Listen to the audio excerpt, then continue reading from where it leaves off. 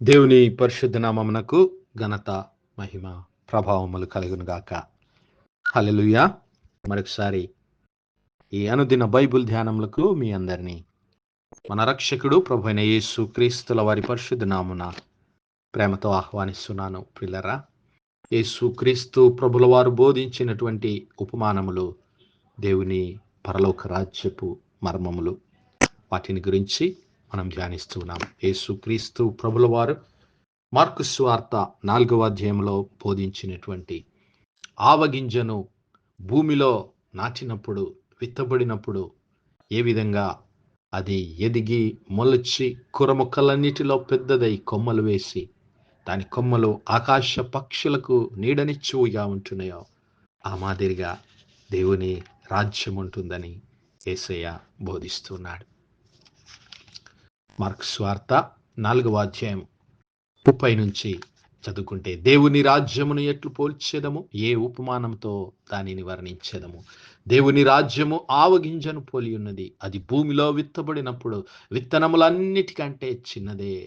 Mustard seed, ఆవగింజ, ఆవ విత్తనాన్ని భూమిలో విత్తినప్పుడు అది అన్నిటికన్నా చిన్నదే, విత్తనాలన్నిటికన్నా చిన్నదే. కానీ విత్తబడిన తర్వాత అది మొలచి ఎదిగి కూర మొక్కలన్నిటికంటే పెద్దదై గొప్ప కొమ్మలు వేయును గనుక దాని కొమ్మలు ఆకాశ పక్షులకు నీడనిచ్చును అని చెప్పాను. దేవునామానికి మహిమ కలుగును గాక. ప్రియులారా, ఈ యొక్క ఉపమానాన్ని బట్టి యేసయ్య బోధిస్తున్నటువంటి విషయాలు ఏమిటి అంటే, మరి విత్తనము చిన్నదే, కానీ విత్తనము భూమిలో నాటబడితే అది మొలిచి ఎదిగి కూర మొక్కలన్నిటికన్నా పెద్దదై గొప్ప కొమ్మలు వేసి ఆకాశ పక్షులకు నీడనిచ్చేదిగా ఉంటూ ఉన్నది. ఆ మాదిరే దేవుని రాజ్యము కూడా ఉంటూ ఉన్నది. పిల్లరా, దేవుని రాజ్యము ఒక మరి వ్యవస్థ. అది దేవుడు తన చిత్త ప్రకారము సిద్ధపరిచినటువంటి తన అధికారం, తన రాజ్యము. మరి దానికి రాజు క్రీస్తు ప్రభుల వారు. హల్లెలూయా.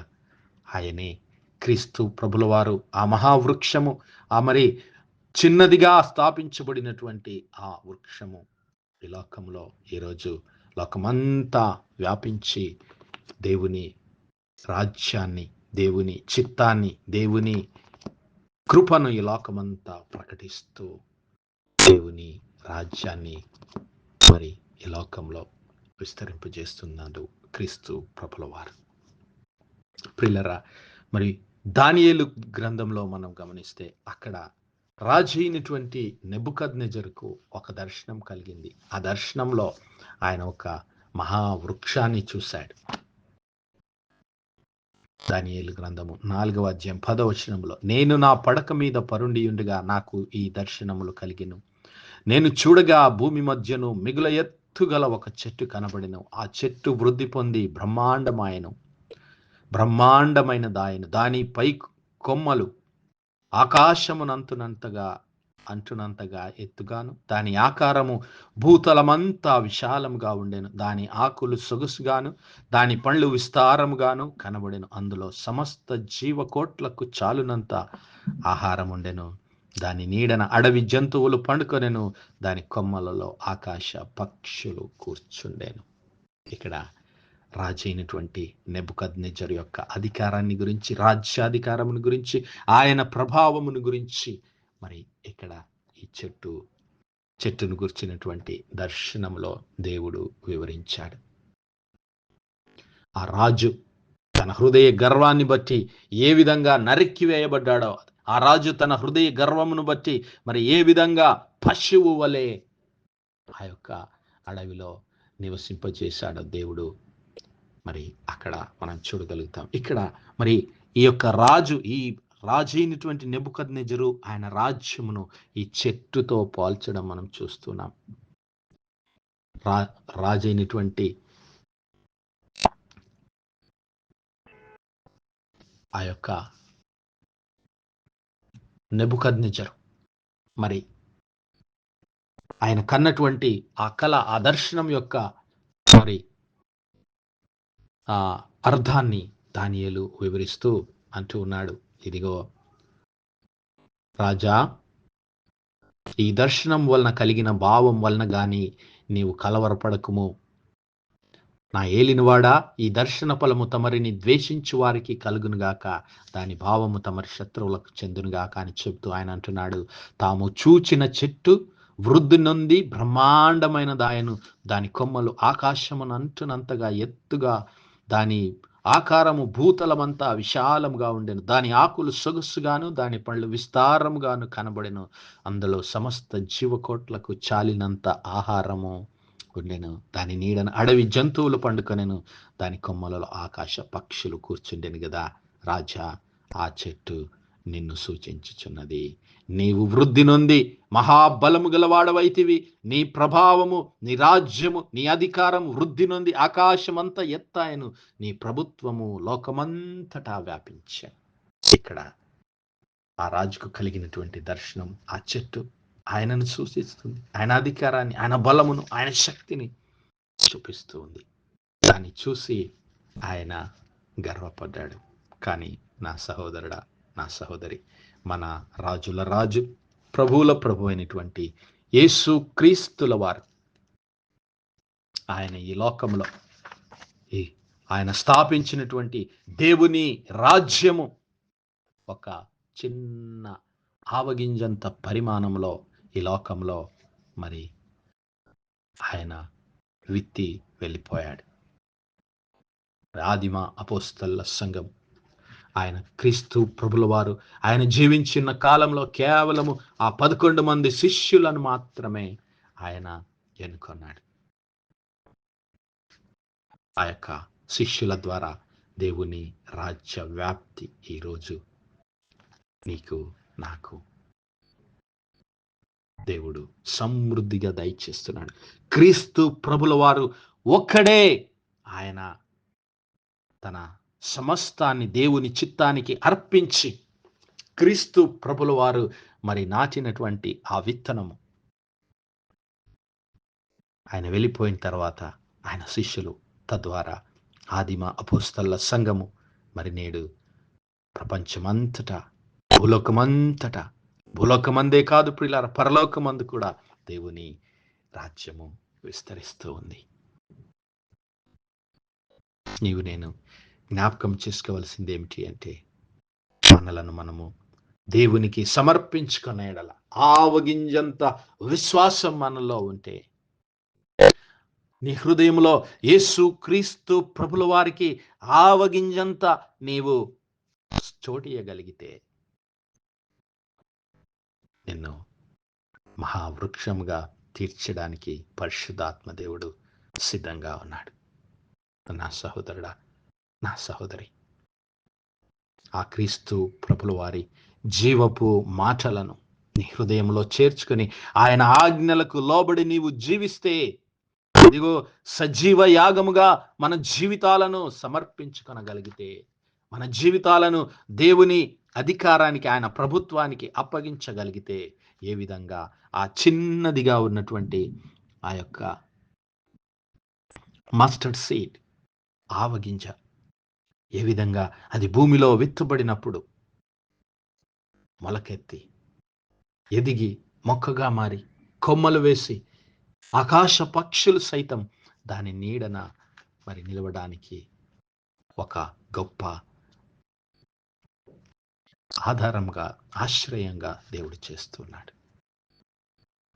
మరి ఈరోజు మనం కూడా క్రీస్తు ప్రభుల వారిని మన హృదయంలోనికి ఆహ్వానిద్దాం. పరిశుద్ధాత్మ దేవుని ఆలయంగా మన హృదయాలను, మన జీవితాలను, మన కుటుంబాలను తీర్చిదిద్దుదాం. ఆయన మనలను ఆశీర్వదించడానికి ఒక మహావృక్షము వలె మనలను బలపరచడానికి, స్థిరపరచడానికి క్రీస్తు ప్రభుల వారు సిద్ధంగా ఉన్నాడు. అందుకే ఆయన కలువరి శిలువలో తన పరిశుద్ధ రక్తాన్ని చిందించి మన కొరకు తన యొక్క సమస్తాన్ని ధారపోశాడు. తను తాను రిక్తునిగా చేసుకొని తన మహిమను విడిచిపెట్టి మనలను రక్షించడానికి భూలోకానికి ఆయన వచ్చాడు. మన జీవితాలను ఆయనకు సమర్పించుకుందాం. మన జీవితాలను ఆయనకు సమర్పించుకుంటే దేవుడు తన జీవము చేత, పరిశుద్ధాత్మ చేత మనల్ని నింపి అనేకులకు ఆశీర్వాదకరమైనటువంటి వృక్షములుగా మనల్ని చేస్తాడు. అనేకులు మన యొక్క మాటల ద్వారా, మన క్రియల ద్వారా, మన యొక్క మరి నడకల ద్వారా ఆశీర్వదించబడటానికి దేవుడు మనలను సాధనంగా వాడుకుంటాడు. అనేకులు మనలను ఆశ్రయించడానికి, మన ద్వారా దేవుని ప్రేమను, దేవుని కృపను మరి పొందుకోవడానికి దేవుడు మనలను సాధనాలుగా వాడుకుంటాడు. అట్టి కృప, అట్టి ధన్యత దేవుడు మనందరి జీవితాల్లో దయచేయను గాక. ఆమేన్, ఆమేన్, ఆమేన్. ప్రార్థించుకుందాం. హల్లెలూయా, హల్లెలూయా, హల్లెలూయా, హల్లెలూయా, హల్లెలూయా. స్తోత్రం, స్తోత్రం, స్తోత్రం, స్తోత్రం, స్తోత్రములు తండ్రి. అత్యంత కృపాభరితుడవు, అత్యున్నత సింహాసనంపై ఆసీనుడవైన మా ప్రియ పరలోకపు తండ్రి, కలిగినటువంటి మా దేవ, సైన్యములకు అధిపతి వగు మా యెహోవా తండ్రి, కృపా కనికరములు గల మా ప్రభువా, సూర్యోదయం మొదలుకొని ఇంత మటుకు మా ప్రభు మీ చలనెక్కల నీడను భద్రపరిచి, అయా మరొకసారి మీ ప్రియ కుమారుడు మా ప్రభు అయిన యేసు క్రీస్తుల వారి పరిశుద్ధ నామములో దేవా మీ కృపా సింహాసనం యొద్ద ప్రార్థించడానికి సజీవ లెక్కలో ఉంచిన మా ప్రభువా, మీకు వందనములు, కృతజ్ఞతాస్తుతులు, స్తోత్రాలు, స్తోత్రాలు, స్తోత్రాలు చెల్లిస్తున్నామయ్యా.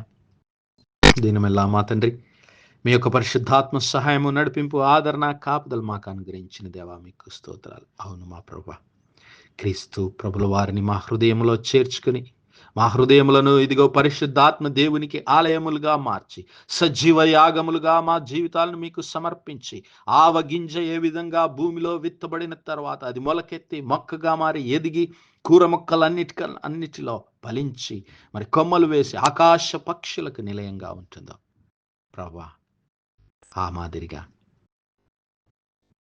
మీ యొక్క ప్రేమను, మీ కృపను, మీ రక్షణను ఈ లోకంలో అనేకులకు ప్రకటించడానికి మహిమగల సాధనాలుగా, వృక్షములుగా మాలో ప్రతి ఒక్కరిని సిద్ధపరిచి, స్థిరపరిచి, మీ పరిశుద్ధాత్మ శక్తి చేత నింపి బలపరచమని వేడుకుంటున్నాం. కనికరం గల మా తండ్రి, ఈ వర్తమానాలు వినిచున్న మా ప్రియ కుటుంబాలన్నిటిని జ్ఞాపకం చేసుకునండి ప్రభా. కుటుంబాలన్నిటిని మీరు దర్శించండి ప్రభా. కుటుంబములలో మీ నీతిని, మీ వెలుగును ప్రసరింపజేయండి ప్రభా. మీ శాంతి సమాధానాలు గృహములను నింపండి ప్రభా. మీకు స్తోత్రం. గృహముల పైన మీ కనుదృష్టి ఉంచండి, మీ కాపుదల దయచేయండి తండ్రి. మీకు స్తోత్రాలు అయ్యా. బలహీనులుగా ఉన్నటువంటి బిడ్డలను లేవనెత్తండి ప్రభా, బలపరచండి. కృంగిన వారిని లేవనెత్తండి ప్రభా. మీ యొక్క పరిశుద్ధాత్మ అభిషేకం బిడ్డలకు అనుగ్రహించి దేవా బిడ్డలను లేవనెత్తండి అయ్యా. మీకు వందనాలు. ఆసుపత్రి పడకల మీద ఉన్నటువంటి బిడ్డలను యేసయ్యా మీ గాయపడిన హస్తం చేత ముట్టి సంపూర్ణ స్వస్థత, ఆరోగ్యం, బలమును, విడుదల అనుగ్రహించమని వేడుకుంటున్నాం అయ్యా. మా యవ్వన బిడ్డలను జ్ఞాపకం చేసుకునండి ప్రభా. మా యవ్వన బిడ్డల చుట్టూ యేసయ్యా మీ రక్త ప్రోక్షణ దయచేయండి ప్రభా. మీ అగ్ని కంచె మా యవ్వన బిడ్డల చుట్టూ ఉంచండి దేవా. మీకు స్తోత్రాలు. కృపగల రక్షక, దేశ విదేశాల్లో ఉన్నటువంటి మా ప్రియ కుటుంబాలన్నిటిని జ్ఞాపకం చేసుకునండి అయ్యా. మా కుటుంబాల చుట్టూ మీ కనుదృష్టి ఉంచండి, మీ కాపుదల దయచేయండి అయ్యా. మీకు వందనాలు, స్తుతులు, స్తోత్రాలు. కృపగల దేవా, ఉద్యోగాల కొరకు, వీసాల కొరకు మీ సన్నిధానంలో గోజాడుతున్నటువంటి బిడ్డలు, మొర్ర పెడుతున్నటువంటి బిడ్డల మొరలు ఆలకించండి ప్రభా. మార్గములను తెరవండి, ద్వారాలు తెరవండి ప్రభా. బిడ్డలు తమ జీవనాధారాన్ని సంపాదించుకొని మీ కొరకు సాక్షులుగా నిలిచే కృప దయచేయమని వేడుకుంటున్నాం. మరి ప్రత్యేకంగా మా ప్రభా, మీ యొక్క పరిశుద్ధాత్మ అభిషేకం, శక్తి, నడిపింపు మాలో ప్రతి ఒక్కరికి దయచేసి నడిపించమని సమస్త మహిమ, ఘనత, ప్రభావాలు మీ నామానికే చెల్లిస్తూ మా ప్రభును, మీ ప్రియకుమారుడు, మా రక్షకుడైన యేసు క్రీస్తుల వారి పరిశుద్ధ నామమున ప్రార్థించి వేడుకుంటున్నాం మా పరలోకపు తండ్రి. ఆమేన్, ఆమేన్, ఆమేన్. God bless you all. Praise the Lord. Shalom.